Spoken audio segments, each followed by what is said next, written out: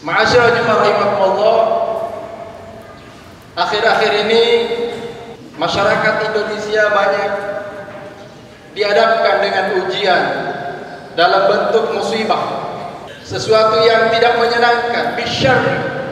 Tsunami di Palu, gempa bumi di Lombok, kemudian hingga saat ini banjir besar yang melanda Jakarta dan sekitarnya, dan hingga hari ini Banten dan beberapa wilayah lainnya masih terus mengalami banjir besar. Jamaah rahmatullah, sebagai orang yang beriman, hendaknya kita menjadikan semua ketentuan dan ketetapan Allah Subhanahu wa taala, khususnya berkaitan dengan musibah, untuk menjadi pelajaran, menjadi ibrah, untuk meningkatkan kualitas keimanan kita kepada Allah Subhanahu wa taala. Karena ujian itu memang salah satunya ada dalam rangka mengukur kualitas keimanan hamba-hamba Allah Subhanahu wa taala. Ahasiban nasu ayyutraku ayyaqulu amanna wa hum la yuftanun. Apakah manusia itu akan dibiarkan untuk mengklaim dirinya beriman sedangkan mereka belum diuji?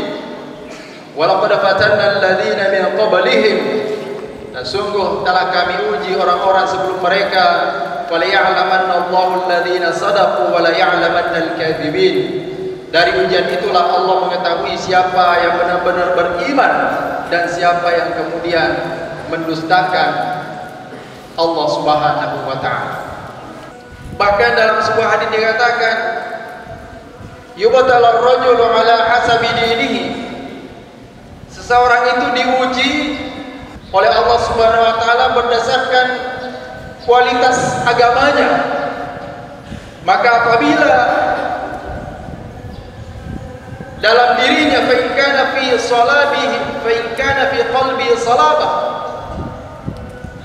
jika dalam hatinya itu benar-benar ada keteguhan, ada keimanan, ishtaddal bala, justru ujian itu semakin bertambah, semakin berat. Dan itulah yang dihadapi oleh para nabi dan rasul-rasul Allah Subhanahu wa taala terdahulu. Bahkan hanya satu dua nabi dan rasul yang diuji dengan kenikmatan, diantaranya adalah Nabiullah Sulaiman alaihissalam. Yang lain hampir semuanya diperhadapkan dengan asyam, dengan sesuatu yang menyulitkan. Jamaah rahimakumullah, yang kedua, bahwa musibah itu hendaknya menjadi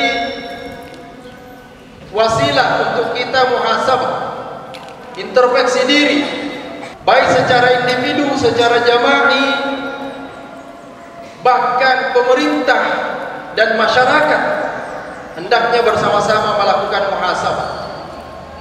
Karena apa yang terjadi dalam bentuk kerusakan di muka bumi ini, meskipun itu sudah ketentuan Allah, asbabnya tetap kembali kepada manusia. Dhaharal fasadu fil barri wal bahri bima kasabat aydin nas.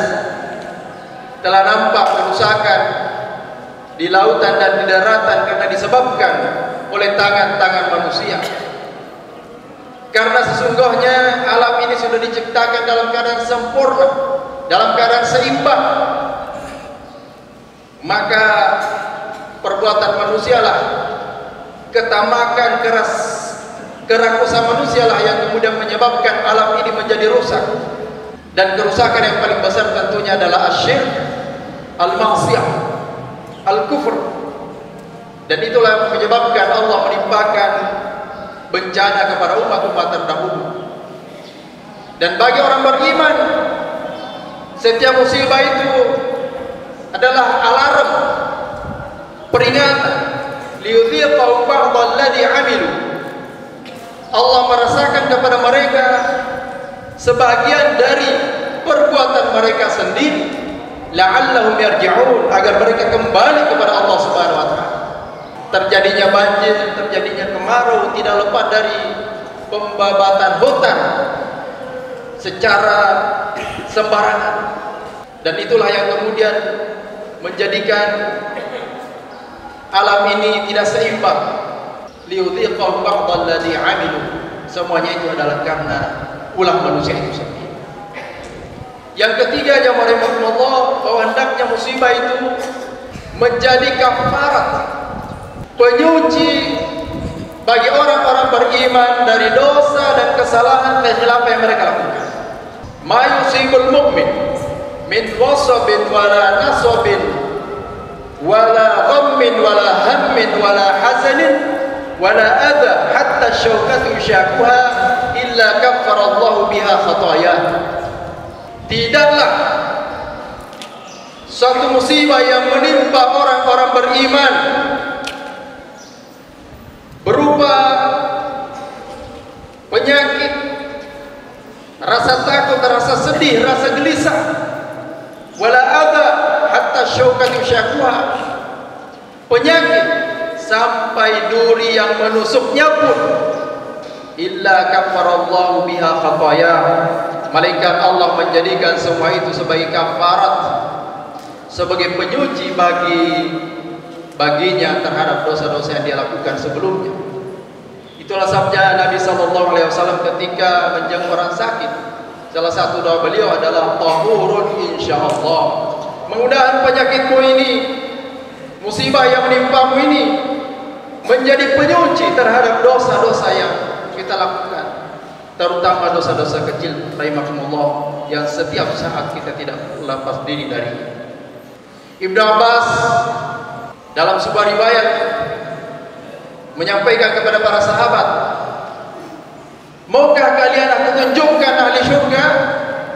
Para sahabat menjawab, tentu wahai Ibnu Abbas. Beliau menjawab, lihatlah wanita yang berkulit hitam itu yang sedang datang kepada Nabi SAW.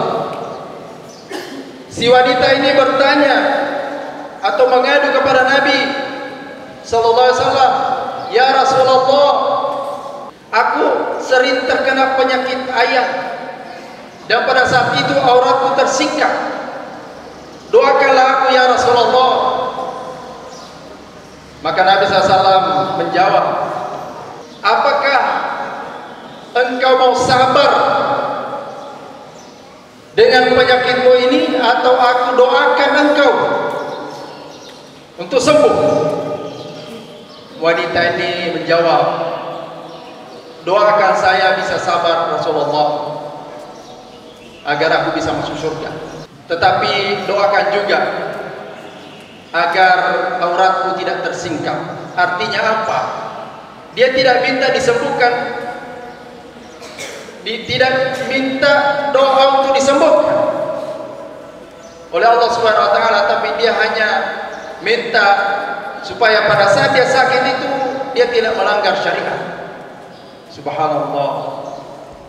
Jamaah rahimakumullah, oleh karenanya kita orang beriman yang setiap saat diuji dengan berbagai macam bentuk musibah, berbagai macam jenis dan ragamnya, kalau kita menyikapinya dengan sabar dan kemudian kita menjadikan itu sebagai wasilah untuk kita semakin mendekatkan diri kepada Allah Subhanahu wa taala, kita tidak banyak melakukan aktivitas di luar rumah sehingga dosa-dosa pun bisa kita hindari, maka itu adalah wasilah untuk Allah SWT mengantarkan kita kepada surganya insyaallah. Jamaah rahimakumullah, yang berikutnya, bahwa setiap musibah itu dijadikan oleh Allah Subhanahu wa taala sebagai momen bagi orang-orang beriman untuk menunjukkan solidaritasnya, kepeduliannya, baik secara individu, secara jama'i kita sebagai lembaga, dan tentu kepedulian negara yang paling penting lagi. Dan dengan itulah kemudian Allah Subhanahu wa taala juga senantiasa memenuhi kebutuhan kita, meringankan beban kita. Dalam sebuah hadis dikatakan, siapa yang menutupi hajat seorang hamba, maka Allah akan menutupi hajatnya. Siapa yang meringankan bebannya, maka Allah juga akan meringankan bebannya. Siapa yang menutupi aibnya, maka Allah juga akan menutupi aibnya. Wallahu fi aunil 'abdi ma dama al-'abdu fi auni akhihi. Siapa saja di antara hamba Allah yang senantiasa menolong, membantu seorang hamba yang lain, maka Allah pun akan senantiasa membantu dan menolongnya. Semoga Allah Subhanahu wa taala senantiasa memberikan keteguhan iman kepada kita, sehingga setiap takdir, ketetapan, baik dalam bentuk asyar maupun al-khair, semuanya kita sikapi dengan sikap iman dan takwa kepada Allah Subhanahu wa taala. Barakallahu li wa lakum bil Qur'anil Karim wa nafa'ani wa iyyakum bi ayati wa dhikril hakim. Wa taqabbal minni wa minkum tilawatahu innahu